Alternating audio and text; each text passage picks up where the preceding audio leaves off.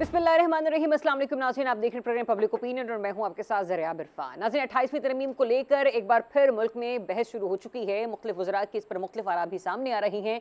गो कि सरकारी सतह पर इसकी कोई भी तस्दीक या तरदीद नहीं कर रहा और ना ही कोई मुसव्विदा अभी तक सामने आया, मगर ज़राए के हवाले से मुख्तलिफ नकात ज़ेर बहस हैं। राना सनाउल्लाह के बयान के बाद मुल्क में वोटर की उम्र बढ़ाने की तजवीज़ पर कयास आराइयाँ जारी हैं कि वोटर की उम्र क्या होनी चाहिए। वो भी अलग बात है कि राना सनाउल्लाह साहब गुज़िश्ता शब एक टॉक शो में मौजूद थे और वहाँ पर बैठ के उन्होंने वोटर की उम्र के हवाले से भी गुफ्तगू की तरदीद कर दी। उन्होंने कहा कि मुख्तलिफ तजवीज़ आती रहती हैं। ऐसा 27वीं तरमीम हो चुकी है, अब जो भी तरमीम होगी वो 28वीं ही कहलाएगी, इस पर तो कोई बहस नहीं है और इंतज़ार भी 28वीं का ही है, जिससे वही बात आती है सामने कि 28वीं तरमीम आने वाली है।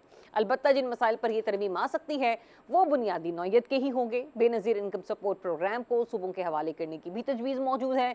NFC, आबादी, पानी की तरसील के मसाइल और कई मामलात ज़ेर ख़ौर है। और ऐसे में बिलावल भुट्टो की इंपॉर्टेंट स्टेटमेंट जिसमें वो कहते हैं कि उनके बगैर तरमीम नहीं हो सकती, कह तो वो भी ठीक रहे हैं, लेकिन सूरत हाल कुछ ऐसी है कि जहां एक तरफ कानूनी मामलात हैं, 28वीं आईनी तरमीम की बात करता है, वहीं पर जो मुल्क की मईशत है उसको देखा जाए तो हमारे यहाँ रोजगारी की शरह 7% पर पहुंच गई है।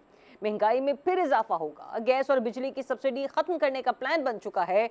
IMF के अगले माली साल वसूलियों का टारगेट 15,264 अरब रखने पर इसरार है, जबकि FBR की जानिब से वसूलियों का टारगेट कम कराने की कोशिशें की जा रही हैं। जरा ये बताते हैं कि IMF का मुतालबा है कि अगले माली साल इन्फोर्समेंट की मद में 778 अरब रखे जाएं और 430 अरब के नए टैक्सेस लगाए जाएं। नए टैक्सेस कहां लगाए जाएंगे? FBR हुकाम इस हवाले से IMF मिशन को ब्रीफिंग देंगे। FBR का IMF के साथ वसूलियों का हदफ GDP के 11.2% रखने पर इत्तफाक हुआ है, ताहम सेल्स टैक्स से मुताल्लिक तफसीली बातचीत होगी। इजरा ये भी बताते हैं कि IMF ने सेल्स टैक्स में हर किस्म की छूट खत्म करने और सेल्स टैक्स की शरह कम करके सब पर बराबर लागू करने का मुतालबा किया है। IMF ने सेल्स टैक्स की शरह 22.5% से कम करके 18% करने की तजवीज़ दी है। ये इस वक्त अभी तक की IMF की डेवलपमेंट हमारे सामने आ रही है और प्रोग्राम का जो हमारा आखिरी सेगमेंट होगा वो होगा पाकिस्तान में मामूली वाक़यात पर बढ़ते हुए इंतहा पसंदी और तशद्दुद के वाक़यात पर। आज हम इस हवाले से बात करेंगे कि जैकबाबाद में शादी पर पूरा गाँव जला दिया गया था। तो ये हमारे आज के टॉपिक्स हैं जिसके ऊपर डिस्कशन होगी। रिजवान रशीद साहब, इसारा साहब और सौले जाफर साहब ने मुझे ज्वाइन किया है। सौले जाफर साहब से आज जरा आगाज़ करते हैं, वो इसलिए क्योंकि सौले जाफर साहब आपने कहा था और आप अपनी बात पर थे कि आपकी मालूमात के मुताबिक अभी 28वीं तरमीम की कोई तैयारी या कोई मनसूबाबंदी नहीं है। क्या आप आज भी अपने उसी तज्ज़िये पर कायम हैं, या क्योंकि वो कहते हैं कि इस्लामाबाद में तो हर गुजरते लम्हे के बाद कोई ना कोई नई सियासी मुशावरत मंजर आम पर आती है, या क्या लगता है आपको कि 28वीं आईनी तरमीम, क्योंकि ये बात तो तय है कि फिलहाल ईद से पहले नहीं आ रही, लेकिन कुछ वज़रा ये भी बातें कर रहे हैं कि ईद के बाद तो ज़रूर आ रही है। जरिया, बहुत शुक्रिया आपका। मैं अपनी उस बात पे ना सिर्फ कायम हूँ बल्कि पूरी तरह कायम हूँ। अच्छा। कि कौमी असम्बली का जो इजलास जारी है इसमें आईनी तरमीम नहीं आ रही और ना ही इस इजलास के बाद जो होने वाला इजलास है उसमें आईनी तरमीम का कोई नहीं। ये आप टाइमिंग के पॉइंट ऑफ व्यू से सौले जाफर साहब, आप टाइमिंग के पॉइंट ऑफ व्यू से ये बात कर रहे हैं, या आपको मुस्तकबिल करीब तो क्या आने वाले 1-2 महीनों में भी आपको 28वीं तरमीम नजर नहीं आ रही? देखें जी, पाकिस्तान में किसी की ये मजाल नहीं है कि वो ये कहे कि आईनी तरमीम जो है वो नहीं हो सकती। सही। ये आईनी तरमीम जो है ये आइन में खुद दर्ज है कि किस तरीके से इसमें तरमीम लाई जा सकती है। अगर इसकी इजाज़त ना हो तो ये आइन में दर्ज होता कि आइन में तरमीम नहीं हो सकती। तो लिहाजा चूँकि आइन में ये अज खुद मौजूद है कि आइन में तरमीम होगी।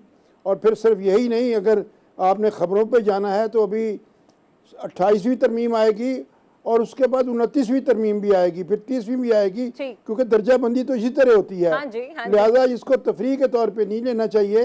मर्ज़ ये है कि जी मुल्क की ज़रूरत के तहत और जूँ जूँ निज़ाम आगे बढ़ता है तो ये उसका एहसास होता है कि कहाँ कमजोरी रह गई है, बजट से पहले या बजट के बाद, उसको दूर करने के लिए। सौले जाफर साहब, आपने कहा ना जरूरत जी ये बजट के। हाँ। जी मैं अर्ज़ करता हूँ, ये तरमीम आएगी, अगर आती है तो बजट के बाद आती है। और मैं आपको अर्ज करूं, ये जो तरमीम का आजकल शोर होगा मचा हुआ है ना, ये बिल्कुल एक्शन रीप्ले है 26वीं और 27वीं तरमीम का। आप अगर याद करें कि 26 तरमीम भी जो 26वीं तरमीम थी वो भी बजट के दिनों में उसकी बात शुरू हुई। 27वीं तरमीम जो है उसका भी जिक्र बजट के दिनों में शुरू हुआ और ये जाके मुकम्मल हुई साल के आखिर में। तो ये क्यों होता है इस तरह? होता ये इस तरह है ना जी कि जब ये लोग बैठते हैं जो बजट बनाते हैं तो वो सोचते हैं कि ये पैसे ये पूरे नहीं हो रहे, वहाँ से किस तरह खींचे जाए, वहाँ से किस तरह निकाले जाएं।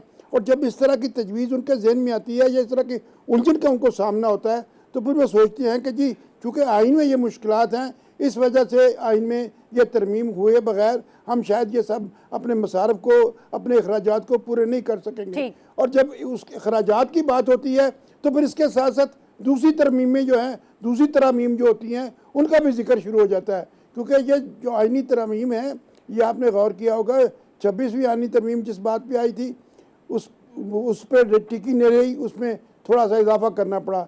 27वीं तरमीम इन्होंने शुरू में ही कहा कि अदालतों में जो मौजूदा सिस्टम है इसको स्ट्रीमलाइन करना है, उसको बहुत ही ज़्यादा इन्होंने स्ट्रीमलाइन कर दिया। अब 28वीं तरमीम का जो जिक्र हो रहा है तो सिर्फ मालियात का मामला नहीं होगा, थोड़ी सी बात जिसे कहते हैं ना मोर ओवर होगा। मोर ओवर में पानी का इशू है, मोर ओवर में बिस्प को सूबों को देना है। मोर ओवर में पानी से मुराद वो नहरों वाला मामला,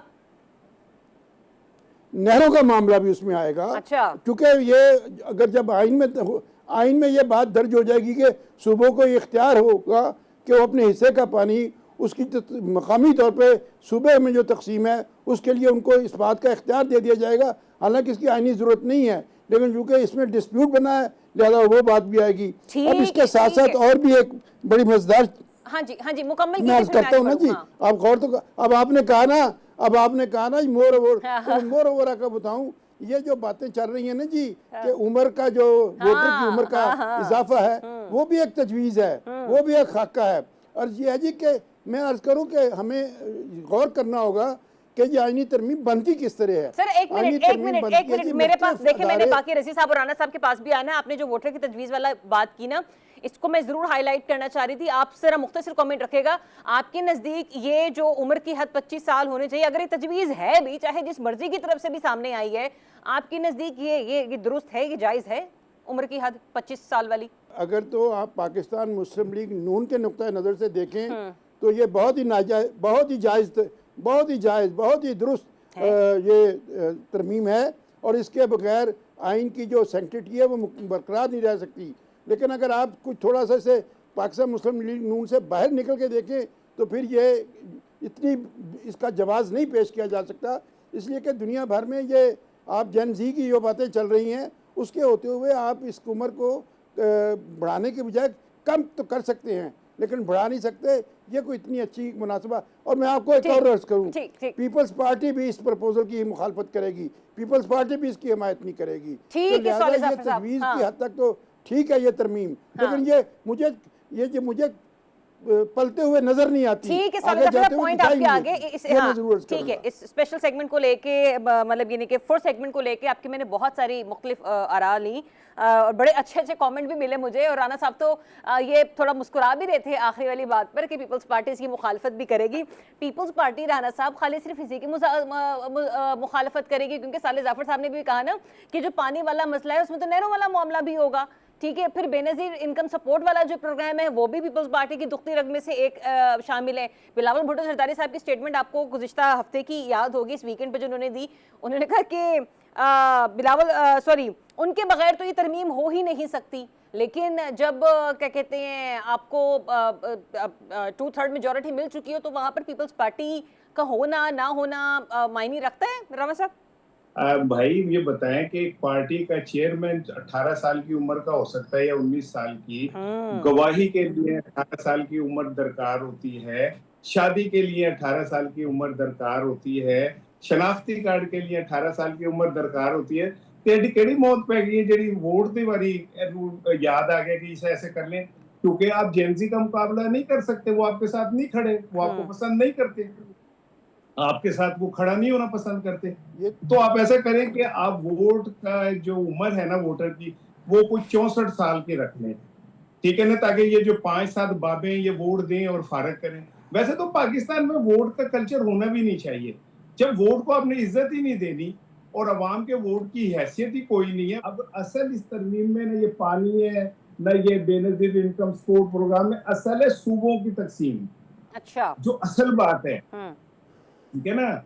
और जिससे सबसे ज्यादा नुकसान पंजाब को होगा, सिंधियों को इतना कोई नुकसान नहीं होना। कैसे वो केपी को नहीं सर, होना जिस जितना किस्म की पंजाब चीजें को लिखी हुई है नुकसान इस होना है। तरमीम में, उसमें तो वैसे लगता है कि ये पीपल्स पार्टी की पल्स पर हाथ रखा गया है। आप कह रहे हैं सबसे ज्यादा डैमेज जो होगा वो पंजाब की उस पे हद तक आप होगा। देख लीजिएगा, हाँ, आप देख कैसे? लीजिएगा, अभी थोड़े अरसे की बात है, आप देखिएगा कि ये जो सूबों की तकसीम है, हाँ, एक्चुअली ये पंजाब के वोट बैंक को तकसीम करने की साजिश है। और पंजाब चूंकि पूरे पाकिस्तान पे डोमिनेट करता है ना, और उसको एक कमजोर करके विथ में लाने के लिए जब इसके 2-3 सूबे बन जाएंगे, जनूबी पंजाब और हजारा बन जाएगा और ये बन जाएगा, तो फिर इनकी ग्रिप वो वाली नहीं रहेगी जो विफाक के ऊपर है। और ये जो भी मंसूबा साज प्लान कर रहे हैं, पॉलिटिकल पार्टियों को ये समझना होगा कि हो सकता है इस वक्त उन्हें कुछ चीजें अपने हाथ में जाती नजर आ रही हो, लेकिन ये भी हो सकता है कि आगे जाके उनको पता चले कि हमारे साथ बहुत बड़ा हाथ हो गया है। सही। तो आप ये कह रहे हैं कि सूबों की तकसीम वाला जो मामला होगा या इंतजामी यूनिट्स वाला जो मामला होगा, उसके ऊपर पीपल्स पार्टी तो चलें शोर डालेगी ही, लेकिन पंजाब की तरफ से भी रिएक्शन सामने आ सकता है, राइट सर? बहुत बड़ा रिएक्शन सामने आएगा, बहुत बड़ा रिएक्शन सामने आएगा। और मेरी ये बात याद रखिएगा कि ये सूबों की तकसीम इतना आसान काम नहीं है जितना समझा जा रहा है। ठीक है रजी साहब, क्या चीज़ आपको डूएबल लगती है इस आने वाली 28वीं तरमीम में? अब आए, कब आए, जब आए, आएगी तो सही ना। जाहिर सी बात है जो इंतहाई इम्पॉर्टेंट चीज़ें थीं जो पिछली 27वीं तरमीम में भी रखी गई थी, जिसके बारे में कहा जा रहा था कि हमने काले नाग का जहर निकाल दिया है और ये कर दिया है, वो वाला जहर अभी भी वहीं का वहीं इकट्ठा हुआ है, जिसमें बेनज़ीर इनकम सपोर्ट भी है, NFC भी है, आबादी भी है, पानी की तरसीद भी। लेकिन जो राना साहब का पॉइंट ऑफ व्यू है कि पंजाब का जो इन्फ्लुएंस फेडरल पर देखा जाता है वो भी कहीं ना कहीं डैमेज हो सकता है अगर इंतजामी यूनिट्स बनते हैं तो। अयूब खान साहब ने 1 यूनिट बनाया, याहिया खान साहब ने 1 यूनिट तोड़ा और मुल्क टूट गया। अब अगर आप यही तारीख दोहराना चाहते हैं आज के दिन में भी कि आप कोई ना कोई तजर्बा फरमाएं, तो खुदारा जो मुल्क बच गया है इसकी सालमियत के साथ ना खेला जाए। ये मेरी दस्तबस्ता अर्ज है, मैं और इससे ज्यादा कुछ नहीं कह सकता कि जब ये 2 जमा 2 बराबर है 4, ये एक दफा तारीख में साबित हो गया। हम अपने मेजॉरिटी पॉपुलेशन से अलग हो गए। पाकिस्तान दुनिया का वाहिद मुल्क है जहाँ पे मेजॉरिटी पॉपुलेशन ने अलग हिस्सा लिया मुल्क का, ठीक है, मिनॉरिटी ने अलग नहीं लिया, ठीक है, क्योंकि माइनॉरिटी जो थी वो लिसानियत की नाम के ऊपर, वो तासुब के नाम के ऊपर, वो नस्ल परस्ती के नाम के ऊपर मेजॉरिटी को हक देने को तैयार नहीं थी। अच्छा, ठीक है, तो इसलिए मैं तो तारीख का एक छोटा सा तालिब इल्म हूँ, तो 78 साल की तारीख के अंदर एक दफ़ा ये काम हम पहले भी कर चुके हैं। और जो भी इस तरह के काम में हैं, मेरी उनसे गुजारिश होगी कि ज़रा तारीख पढ़ लीजिए। तारीख 1991 से पहले भी शुरू होती है।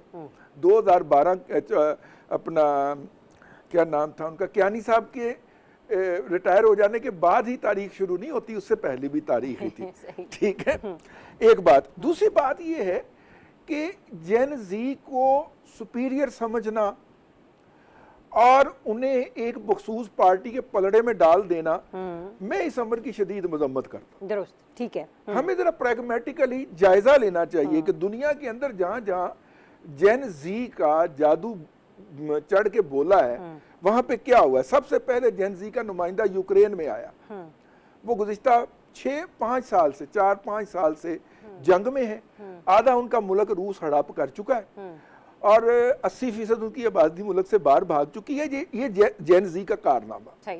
दूसरा जेन जी का कारनामा है मोदी साहब की आमद इंडिया के अंदर। पूरी जेन जी उनके साथ है, ठीक है, पूरा सोशल मीडिया मोदी के साथ है। और उसके नतीजे के अंदर मोदी साहब ने इंडिया के अंदर और इस खित्ते में जो तबाही फेरी है वो उसका भी जरा जायजा लिया जाना चाहिए। बात मेरिट पे होनी चाहिए। तीसरी जेन जी का कारनामा है ट्रंप साहब। भाई ट्रंप साहब ने इस वक्त पूरी दुनिया की ऐसी तैसी फेर के रख दी है, हर घर का बजट डिस्टर्ब कर दिया है उन्होंने। ईरान के ऊपर जो सारा हरकत फरमाई है, ये जेन जी के कारनामे भी सामने रखे जाए ना। जेन जी कोई फखर की बात नहीं है, कोई प्राइड की बात नहीं है। जो उनके अहमकाना फैसले हैं, उसके बाद हर सोसाइटी का ये हक है कि वो अपनी प्रोटेक्शन के लिए कोई ना कोई हरकत करे। सोशल मीडिया की आमद के बाद जो जनरेशन है वो अपनी पिछली नस्ल से अपने आप को कनेक्ट नहीं कर पा रही। पाकिस्तान का बजट बनाने वाले जेंजी तो नहीं है, जो हमारे क्या कहते हैं यहाँ पे इकोनॉमी की हालत हुई हुई है जो हम देख रहे हैं। पाकिस्तान की कैबिनेट को चलाने वाले कोई जेंजी वाले तो नहीं है ना, जो हम लोग देख रहे हैं। जेंजी नहीं है, वो जिनजी है। हाँ एग्जैक्टली अगर तो फिर ये है तो फिर मेरे ख्याल से एक ब्रैकेट रख लेते हैं कि 25 से लेके सिर्फ 40 साल तक की उम्र वाले अफराद जो हैं वो वोट कास्ट कर लें, क्योंकि जो 45 साल वाले भी ना उनका भी माशाल्लाह अल्लाह हाफिज़ है। मैं तो ये जनरेशन जी के जो लोग कारनामे और उसकी कुदरत और सुपीरियरिटी गिनवाते हुए पाए जा रहे हैं, मैंने कहा जरा उनको भी तो मुखातब किया जाए कि हुजूर आपकी जेन जी ने इस वक्त दुनिया को दिया क्या है, आप जरा वो भी तफसील फरमाया करें। सिर्फ बानी पीटीआई का नाम नहीं लेना, ना ना ना ना, मैं दुनिया की बात कर रहा हूँ जिनसे हमने सबक सीखना। कर दीजिए, फिर मुझे ब्रेक पर जाना है। एक मिनट देखें, बात ये है कि या तो आप ये तय कर दे कि जेनजी जो है वो पाकिस्तान का हिस्सा नहीं, क्योंकि वो आपकी मर्जी का नहीं सोच रहे। फिर वही बात। दूसरी बात ये, मेरी सुन ले भाई, नहीं आप मेरिट पे बात करें ना, आप कहें उन्होंने ये दिया, ये इन्वेंशन की, ये किया, ये किया, इंसानियत के लिए नहीं, ये तो आप नहीं सुन तो लेना। यार ये झगड़ा खत्म करें, ये तो बताएं जेंजी किस जानवर का नाम है? जेंजी जो है उसकी शक्ल क्या होती है? हजूर एक कैफियत का नाम है। मेरी बात सुन ले, जेंजी का उम्र से ताल्लुक नहीं है। बात सुन ले, नहीं आप ये अगर आप बोलने नहीं देंगे तो मेरी बात मेरी सुनिए। नहीं आप जेंजी करके आपने दूसरों को बुरा भला कहना शुरू किया हुआ है, किसी की मदह बयान करनी शुरू की है। जेंजी एक कैफियत का नाम है जिसके नतीजे में तबाही आई है, ये जिसका हवाला रिजवान साहब दे रहे थे। और सर सुन तो ले मेरी बात को, सुन ले। चलिए फरमाइए जी फरमाइए, मेरी सुन ले। एक मिनट तो आपने मेरा वैसे ले लिया। जेंजी आपकी छेड़ है, मुझे तो लगता है कि जब आप मोहल्ले से गुजरते नहीं हमारी छेड़ नहीं, और आपकी तवक्कुआत आपकी उम्मीदों को देखकर मुझे ये शुबह हुआ कि कहीं आप जेंजी के नाम पे जिंदा हैं। भाई सुन तो ले। अच्छा चलिए बयान कीजिए, मेरी बात तो सुनने ना। फरमाइए बयान कीजिए। की बात सुनने को तैयार नहीं होते। फरमाइए। आपको जब सच बोलता है तो फिर आपके कानों में फरमाइए भाई, आप किसी को मौका नहीं देते बोलने का। फरमाइए भाई, मेरी बात सुनिए आप आराम से। मैंने आपकी बातें सुनी है तो जी बात ये कि इंडिया में जेंजी लेके आए मोदी को, तो मोदी ने इंडिया की इकोनॉमी ठीक कर दी कि नहीं कर दी? नहीं। इसी बड़ी इकोनॉमी होगी कि नहीं?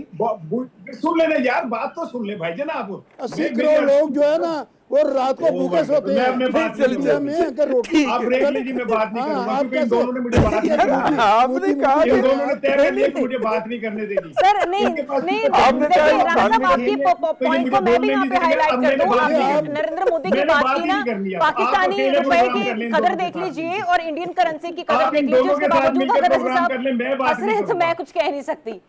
नहीं मैं बात नहीं करूंगा। आप इन दोनों के साथ प्रोग्राम कर लें क्योंकि इन्होंने मुझे बोलने नहीं दिया। फरार ना इख्तियार करें, फरार ना भागे मैं खामोश हूं। आप भाग रहे हैं। राणा साहब आप बात करें, राणा साहब आप बात करें, नहीं बोलना। राणा साहब आप बात करें, अब राणा आप साहब बात इनसे करें। बस आप ब्रेक ले लेंगे। चलें ब्रेक लेते हैं नाज़रीन। ब्रेक के बाद जब वापस आएंगे तो आईएमएफ ने जो तजावी है या जो कुछ कह रहा है आईएमएफ, उसके बाद बजट कैसे बनता है पाकिस्तान को, उसको डिस्कस करेंगे after the break. Stay tuned. Welcome back once again. नाज़रीन, आईएमएफ ने पाकिस्तान से सेल्स टैक्स में हर किस्म की छूट खत्म करने का मुतालबा किया है, जिसके बाद आईएमएफ ये कह रहा है कि आप जो हैं वो 15,000 से जायद के जो नए टैक्सेस हैं वो लगाइए आने वाले माली साल में। रज़ी साहब, आलमी बैंक, वर्ल्ड बैंक और आईएमएफ इन्होंने कहा था कि जो हमारा जीडीपी का टारगेट होगा, जो जीडीपी की ग्रोथ रहेगी पाकिस्तान की वो 3.6% होगी। तो फिर ये बताइएगा कि जीडीपी का 11.2% रखने पर जो इत्तेफाक कर रहा है एफबीआर आईएमएफ के साथ बातचीत करके, सर ये कैसे पॉसिबल होगा? नहीं वो और चीज है, ये और चीज ठीक है। मतलब कि जीडीपी तो पूरा साइज हो गया ना, जितनी खिदमत और जितना वो पैदा करते हैं हम, ठीक है। तो उसके अंदर जो बढ़ोतरी होती है हर साल वो जीडीपी ग्रोथ कहलाएगी। लेकिन जीडीपी का जो साइज है, फर्ज करें पिछले साल 411 अरब डॉलर था, इस दफा देखिए कितना रहता है, गल्फ का भी इम्पैक्ट आएगा उसके अंदर। वो मईशत जो डॉक्यूमेंटेड है, अच्छा, और तकरीबन कहा जाता है कि 60% के करीब डॉक्यूमेंटेड नहीं भी है। तो यूं कोई 1000 अरब डॉलर से जायद का जीडीपी है हमारा। जो असल दुख है, जो असल इशू है, वो ये है कि पाकिस्तान में सनतकारों को, उमरा को, जब मैं रिपोर्टिंग किया करता था तो उस वक्त 2600 अरब रुपए की एग्जम्पशंस थी। यानी वो 2600 अरब रुपया उनसे टैक्स लिया जा सकता था और वो नहीं लिया जा रहा था, ठीक है, और बकायदा उसको कानूनी गिलाफ पहनाया जा रहा था। आज मैंने एक बरखुरदार से, जो कि बहरहाल सीनियर जर्नलिस्ट हैं, हमारे जूनियर रहे हैं, मैंने उनसे पूछा कि ये एग्जम्पशन और सब्सिडीज कहाँ पे चली गई हैं। उन्होंने कहा जी 5600 अरब पे चली गई। यानी 5600 अरब रुपया सरकार जो है वो मुख्तलिफ तबकात को सब्सिडी और एग्जम्पशंस पे नाम पे दे देती है। मेरा 1 महीने का बिल ना जाए, मतलब आप, मेरे पास बिजली का बिल आता है ना, मैं एक आम आदमी हूं, उसके बाद टैक्स, मजीद टैक्स और मजीद टैक्स, बकायदा खाने बने हुए वो लिखा होता है 9 किस्म के, सॉरी 6 किस्म के, जी, 6 किस्म के टैक्स। और लेकिन मुझे वो बिल अदा ना करने के ऊपर वो कटर लेके आ जाता है मेरी बिजली काटने। और सर एक नया कानून भी पास किया लेस्को ने, जिसमें उसने कहा है कि अगर आप 1 माह का बिजली का बिल जमा नहीं करवाते तो आपका मीटर काट दिया जाएगा। हाँ जी, 5600 अरब रुपए की सब्सिडीज और एग्जम्पशंस हैं, और इन 5600 अरब खाने वालों को 700 अरब रुपया बेनजीर इनकम सपोर्ट फंड का बहुत दुख रहा है, अगरचे मैं उसके खिलाफ हूं। तो एग्जम्पशन खत्म करने की कोई भी बात करे, वो साले भाई करे, वो राना इसार साहब करें, मुझे उसकी आवाज़ में और हमें उनकी आवाज़ में आवाज़ मिलानी चाहिए। ये तबका इशराफिया सबसे ज़्यादा याशी की ज़िंदगी यहाँ पे गुजारता है। बच्चे इन्होंने बाहर मुंतकिल कर दिए हुए हैं, वहाँ पे वो हड हरामी के अलावा कोई काम नहीं करते। उनको सपोर्ट, ये फाइनेंशियल सपोर्ट यहाँ से ये सब्सिडियाँ खा के बेचते हैं, और यहाँ पे मेजोरिटी पॉपुलेशन के जो है उसके बच्चे स्टंटिंग ग्रोथ का शिकार हैं। लेकिन 1 मिनट रजी साहब, आप जो कह रहे हैं ना कि ये सब्सिडी खत्म करने वाला जो भी मामला, चाहे गैस हो या बिजली हो, इसमें आप सपोर्टिव हैं? वो नहीं है सब्सिडीज, इनको टैक्स में सब्सिडीज हैं। मैं जो कहना चाह रही हूँ, जिस किस्म की आप लिवरेज की बात करें, सब्सिडी भी छोड़ें, लिवरेज की बात करें, ठीक है ना सर, आपको लगता है क्योंकि जब IMF ने कहा है कि अशराफिया अपने अल्ले तल्लों के ऊपर गौर व फिक्र करे, सर नहीं हुआ है जी, मुझे तो कौन गारंटी देगा कि ये अशराफिया के सब्सिडीज की खत्म होने की बात हो रही है, ये आम आवाम की मैं आपको एक बड़ी आप बीती सुनाने लगा हूँ। वफाकी कबीना के एक रुकन जो है वो 2 दिन पहले मिले, बहुत दुखी थे। अच्छा रजी साहब, टाइम बहुत कम है, बहुत दुखी थे। तो मैंने कहा कि क्या हुआ, उन्होंने कहा जी देखिए अवामी वो जो है ना अपना बचत के तहत, वो जो बचत का प्रोग्राम नहीं आजकल चल रहा, उसके तहत ना मेरे से 8 गाड़ियां वापस ले ली गई। अच्छा, मैंने कहा कि आपके पास पहले कितनी थी? तो उन्होंने बगैर शर्माए कहा 12 थी, और वो 3 गाड़ियों के काफिले के साथ मेरे गरीब खाने पे तशरीफ लाए हुए थे। तो ये जो कुछ हो रहा है, ये लल्ले तल्ले खत्म करें यार, एक गाड़ी में भी बंदा आ सकता है यार, वो वाला ऐसे ही है, ठीक है ना? ठीक है। राना साहब, बिजली, ये रिजवान साहब ने जो बात की है ना, एक छोटी सी बात सुन लें।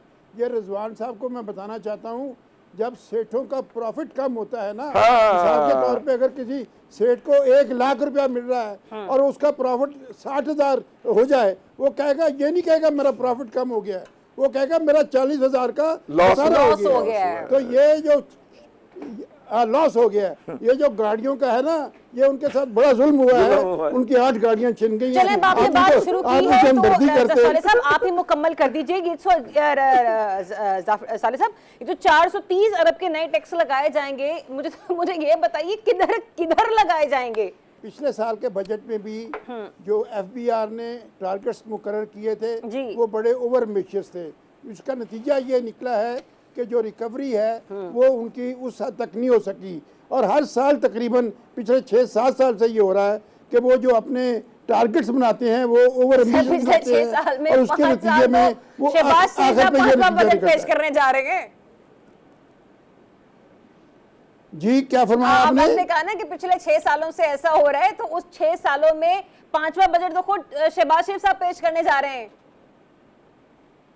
जी गुजारिश है कि शहबाज शरीफ के तो हमने कोई फ्लैग तो नहीं उठाया हुआ। अच्छा। ये तो लोग जो बजट बनाते हैं, ये लोग जिन्होंने बजट बनाया है, ये लोग बजट बनाते हैं, मैं उनकी बात कर रहा हूँ। और एम्बिशियस बजट बनाना गलत बात नहीं है, लेकिन बदकिस्मती से वो ग्रोथ की वो शरह नहीं हासिल होती जिसकी वजह से वो टारगेट्स नहीं पूरे होते, लिहाजा ये मुश्किल होती है। इसी तरह आपने कहा ये टैक्सों का निज़ाम, ये टैक्सों के मामले में इनकी इतनी बेरहमाना सोच है जिसका आप तसव्वुर नहीं कर सकते। और ये टैक्स मेरे बाबुओं ने नहीं लगाए, ये टैक्स तजवीज़ किए गए हैं IMF की तरफ से। ठीक, राणा साहब, ये हमने उनको समझाना है कि वो हमारे हमारे हालात का ख्याल रखें, या हमें खुद भी कुछ अपने ऊपर जो है ना गौर फिक्र करनी चाहिए कि हमने क्या करना है क्या नहीं करना है।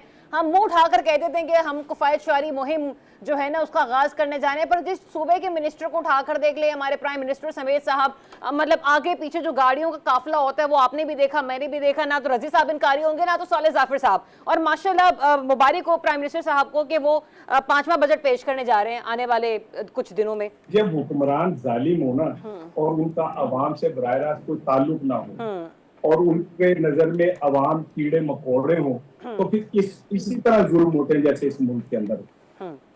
हुक्मरान खुद जनाब 5-5 वजीरों को लेके एक यानी कॉन्फ्रेंसों में चले जाएं और जाके वहां बैठ जाएं, वहां पे मॉडलिंग करें, तस्वीरें खिंचवाएं। हुक्मरान 35-35 गाड़ियों को स्क्वाड लेके घूम रहे हों, उनके स्पीकर के, उनके चेयरमैन सेनेट के, उनके वुज़रा की तनख्वाहें बढ़ रही हों, वो छुट्टी भी करें तो उनके पैसे नहीं कटेंगे, तो फिर उस मुल्क में यही तबाही होगी जो हमारे इस मुल्क में हो रही है। 9 रुपए इजाफी फी यूनिट बिजली के हम पैसे दे रहे हैं, वो इजाफी क्या टैक्स है किसी को कुछ नहीं पता। वो टैक्स इसके अलावा है जो उस पर लिखे हुए आ रहे हैं, ये 9 रुपए एक इजाफी टैक्स कोई आया है, इसलिए कि जो ऊपर बैठे हुए हुक्मरान हैं वो इतने बेहिस हैं कि उनका आम आदमी की दुख तकलीफ से कोई ताल्लुक ही नहीं है। वो ये समझते हैं कि इनको जितना कत्ल कर लो, जितना जिबा कर लो, कोई फर्क नहीं पड़ता। और एक बात और, अगर IMF ही ने ये सब कुछ करना है तो पार्लियामेंट बंद करें, IMF को कहें कि ये हमारा मुल्क चला दो तुम, क्योंकि हम तुम्हारे गुलाम हैं। हम 7 दफा पीपल्स पार्टी और 5 दफा मुस्लिम लीग नून तुम्हारे दर पे जाके सजदा कर चुकी है, क्योंकि हम बार बार जाके कहते हैं कि हम गुलाम हैं तुम्हारे, खुदा का वास्ता तुम हमारा मुल्क चला दो, क्योंकि हम नाहले लोग, हमें काम करना नहीं आता, हमें सिर्फ बातें करना। तजर्बाकारों की टीम है ये, बकौल वो रसूल साहब के तजर्बाकारों की टीम है, थोड़े तजर्बे पेद है कि तो आप इस जोगे नहीं, इस काबिल नहीं है कि आप अपनी कौम को अपनी मर्जी से 15 अरब की क्या नाम है सब्सिडी दे दें। आप इतने गुलाम हो गए IMF के, क्योंकि आप बार बार उनके पास जाते हैं। पता नहीं आपका क्या इंटरेस्ट है उसमें, आपको इसमें क्या मिल रहा है मुझे नहीं पता, लेकिन सिंपल मेरा सवाल ये है कि जनाब अली, अगर आपसे आप तो आए थे ये कह के कि हम मुल्क के अंदर महंगाई खत्म करने आ रहे हैं, फिर हम PDM की हुकूमत जब बना के आए थे तो आप तो ये कह रहे थे कि हमने भी, इमरान खान ने बहुत महंगाई कर दी इसलिए खत्म कर, तो आप ये क्या कर रहे हैं? आपको तो वैसे ही इखलाक है ना इस हुकूमत को छोड़ दें।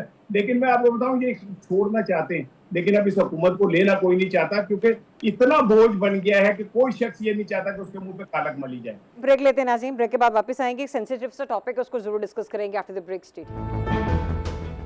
Welcome back once again. नाज़रीन, पाकिस्तान में मामूली वाक़यात पर बढ़ते हुए तशद्दुद के वाक़यात में रोज़ बरोज़ इजाफा होता चला जा रहा है। हमने कुछ रोज़ पहले भी एक आपसे स्टोरी डिस्कस की थी गुलनार भारो के हवाले से, उससे पहले भी एक वाक़या रूनुमा हुआ था बलूचिस्तान में, और फिर अब जो खबर आई वो आई जैकबाबाद से, और इस तो खबर ने तो यूँ कह लीजिए कि झंझोड़ के रख दिया। पसंद की शादी की 2 अशख़ास ने, जाहिर सी बात है लड़की और लड़का, पूरे का पूरा गांव बदले में जला दिया गया। 400 मुसल्लह अफराद ने हमला करके 150 से ज़ायद घर जला दिए। पुलिस ने मुकदमा दर्ज तो किया है, लेकिन बावजूद इसके सिर्फ एक शख्स की गिरफ्तारी अमल में लाई गई है, बाकी तमाम के तमाम लोग मफरूर हैं। और इसके अलावा जिन लोगों के हवाले से मुकदमा दर्ज हुआ में तो बहुत सौ ने ज़मानत कबलज गिरफ्तारी ले ली है। राना साहब, किस तरीके से ये वडेराना सोच हमारे माशरे में ख़त्म होगी, क्योंकि हमारे यहाँ जो ख़वातीन के राइट्स हैं वो सिर्फ कराची, फैसलाबाद, इस्लामाबाद, लाहौर, पेशावर तक की महदूद होकर रह गए हैं। ये जो हमारे छोटे बड़े अजला हैं और शहर हैं सर, वहाँ तो सूरत हाल जूं की तूं है। नहीं, ये आपने जिन शहरों का नाम दिया वहाँ पे भी कोई इस बात की श्योरिटी तो नहीं कि वहाँ पे हकूक महफूज है। यहाँ पे भी बहुत ज्यादा इस्तेसाल हो रहे हैं और होता रहेगा। उसकी रीजन ये कि जो ऊपर बैठे लोग होते हैं, अगर उनके करैक्टर हों, इंसाफ, देखे ना, मुझे एक मिसाल देता हूँ। मेरे बच्चों को आप ये कहते हैं कि जी ट्रैफिक कवानीन की पाबंदी करो, मुझे भी कहते हैं, लेकिन जब मेरे बच्चों की आंखों के सामने एक बादशाह सलामत या एक मलका आलिया गुजरती है और ट्रैफिक बंद हो जाती है और वो लाल इशारे तोड़ती हुई चली जाती है, तो आप उसे कैसे ये सबक सिखा सकते हैं कि तू कानून की हुक्मरानी को तस्लीम कर ले? या वोट देता और वोट को उसका गिना नहीं जाता तो वो क्यों कानून को मान ले?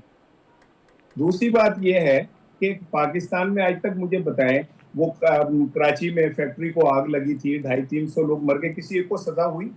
मॉडल टाउन केस के अंदर वो अफसर जो जिनके नाम थे उनकी तो तरक्कियां हो गई, उनमें आज तक किसी को सजा हुई? किसी मुहज्जिब मुआशरे में ऐसा हो सकता है कि सरेआम गोलियां मार दी जाए हमला औरतों के पेट में और एक बंदे को सजा ना हो? तो ऐसे मुआशरे से आप ये कैसे तवक्को करते हैं कि जनाब उस मुआशरे में लोग जो है वो ठीक हो जाएंगे? जंगल में भी एक डिसिप्लिन है, शेर हर एक को नहीं खाता, हाथी हर एक को नहीं रगड़ देता, जंगल में भी एक डिसिप्लिन है। लेकिन ऐसे मुआशरे जहां अदालतें खत्म हो जाती हैं, इंसाफ खत्म हो जाता है, लोगों को ये यकीन हो जाता है कि हम ताकतवर हैं, हम सब कुछ तोड़ के निकल जाएंगे। ये पिंकी की जो ऑडियो सुने उससे आपको अपना इस सोसाइटी का चेहरा नजर आ जाएगा कि कहाँ पे खड़े हुए हम लोग हैं। तो आप ये ठीक है, इस पे प्रोग्राम करने हम बोल लें, रजी बोल ले, साले जाफर साहब बोल ले, इससे क्या फर्क पड़ता है? वडेरे वो लड़का जिसने कराची में कत्ल किया था और जिसके जाके चीफ जस्टिस ने छापा मारा था, वो यूं विक्ट्री की तस्वीर बनाता हुआ वो रिहा हो गया। ये आपके सिस्टम के औकात है। ठीक है राना साहब, पॉइंट आपका आ गया। रजी साहब, हमारे यहाँ मोहब्बत के नाम पर शादी आज भी एक्सेप्टेबल नहीं है और बदले में चले अहले खाना को तो आप, मैं ये नहीं कह रही हूँ कि जस्टिफाई, लेकिन सर पूरा का पूरा गांव जला देना, ये तो रियासत का ही मुकदमा बन जाता है सर। देखिए, ये बहुत सारी जगहों के ऊपर मैं इसे अबलागियात का एक केस समझता हूँ। अच्छा। इको चैम्बर के अंदर बंद रहते थे लोग, रहते हैं पुराने ज़माने के अंदर।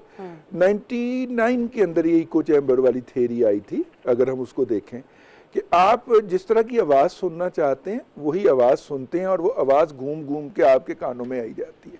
जिन लोगों ने ये काम किया है उन्होंने जुल्म समझ के नहीं किया होगा, वो अपनी तौर पे इसकी आपको 1 करोड़ 1 जस्टिफिकेशंस देंगे। ये भी बात अपनी जगह के ऊपर रहनी चाहिए। तो हमें मुख्तलिफ शख्सियात को या किसी के भाई जिन्हों का प्रोटोकॉल लगा होंदा उन्होंने इशारा नहीं तोड़ना पैंदा उन्होंने, ठीक है मेरा मासूम भाई। दूसरी बात यह है कि जिन्होंने मॉडल टाउन में कत्ल किया था ना, कत्ले आम करवाया था, उन्हीं साहब ने साहिवाल के अंदर भी एक फैमिली को कत्ल करवाया था। हिम्मत है तो नाम लीजिएगा, मैं यहां पे नाम नहीं ले सकता, मैं विलाग में नाम लेता हूं, ठीक है। जिसको मॉडल टाउन के कत्लेआम का बहुत ज्यादा फिक्र है ना, वो साहिवाल के कत्लेआम भी उन्होंने ही करवाया है, तो जरा नाम लीजिए उसका। दूसरी बात ये देखिए, जो अबलागियात के अंदर हम इको चैम्बर में हैं या बबल के अंदर हैं, इसके नतीजे के अंदर लोगों के रवैयों के अंदर इंतहा पसंदी आती जाती है, एक बात। दूसरी बात, अभी हालांकि हम विंडोज में बैठे हुए हैं, इसार राना साहब घर बैठे, साले जाफर साहब इस्लामाबाद में बैठे हैं, मैं इधर लाहौर स्टूडियो में बैठा हूँ, और हम तीनों का आपस में एक ताल्लुक है। मैं बहुत सारी बातें इसार राना को नहीं कह सकता या साले जाफर को नहीं कह सकता, क्योंकि मेरे इनके साथ देरीना ताल्लुकात। सोशल मीडिया के ऊपर जब आप फेक आईडी से एंटर हो जाते हैं और दूसरा भी फेक आईडी से एंटर होता है, तो फिर आप तमाम मुआशरती हदूद क्रॉस कर जाते हैं, जो कि फिर आपकी राय के अंदर भी और आपके रद्द अमल में आने वाले लोगों की राय के अंदर भी इंतहा पसंदी को जन्म देती है। चलिए, मेरे पास लास्ट 2 मिनट है, जाफर साहब की राय लेने दीजिए। साले जाफर साहब, ये वडीराना सोच आपको लगता है खत्म हो सकती है? अगर होनी है तो सर किस तरह से इसका कला कमा किया जाएगा? देखिए जी, ये मिसप्लेस इंटरप्रिटेशन नहीं करनी चाहिए वाक़यात की। अगर किसी गाड़ी के लिए रास्ता या दरवाज़ा या सड़क बंद की गई है तो वो एक सिक्योरिटी की ज़रूरत होती है, उसको इस तरह उछालना मुनासिब नहीं होती। लेकिन मेरी दानिश्त में ये कल्चरल प्रॉब्लम है, ये इंसाफ का मसला है, ये लोगों के शऊर का, तरबियत का मसला है। दुनिया का कोई मज़हब इसकी इजाज़त नहीं दे सकता, दुनिया के किसी मुआशरे में इसको टैबू के तौर पे भी तस्लीम नहीं किया जा सकता। अगर पाकिस्तान में सज़ा का निज़ाम रासख किया जाए और अगर सज़ा और जज़ा का जो तस्वर है उस पर पुख्ता किया जाए तो किसी की मजाल नहीं है वो किसी को यूं कत्ल कर दे, यूं आग लगा दे। मैं समझता हूँ कि ये जो एक तो वडेरों का जो निज़ाम है ये उसका सबब है, और दूसरा ये कि वडेरा होने के बाद जब वो जराइम करते हैं फिर उनको सज़ा नहीं मिलती, ये उसका सबब है, ये उसकी रीज़न है, कॉज ये है। और ये जो इसके अलावा को गुफ्तगू हो रही है, ये मेरा ख्याल है कि मुलम्मा साजी है, ये मुनासिब नहीं है। जो ख़राबी है उसको ख़राबी की हद तक देखा जाना चाहिए, और इसके लिए मैं समझता हूँ कि सज़ा का जो निज़ाम है उसको सख्त तर बनाना चाहिए और मिसाली सज़ाएँ लोगों को दी जाएँ। ये किसी को सहूलत नहीं मिलनी चाहिए कि वो किसी के घर को आग लगा दे और उसकी कोई बास पुरस ना हो। और ये जो कुछ वाक़यात आजकल हो रहे हैं, ये मैं समझता हूँ कि ये बहुत तकलीफदेह बात है।